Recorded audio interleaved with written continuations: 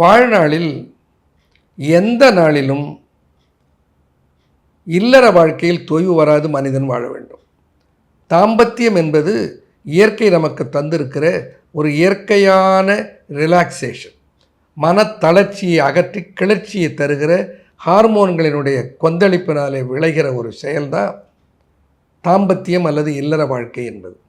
இந்த இல்லற வாழ்க்கை சரிந்து விடாமல் இருப்பதற்கு நல்ல ஒரு வீரிய விருத்தி தேவை.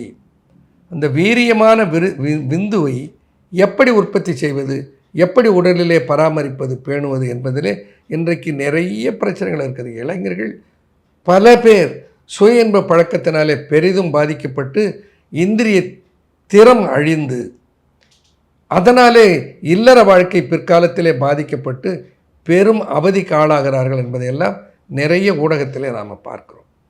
அப்போ இந்திரிய புஷ்டி என்பது மிக அவசியம்.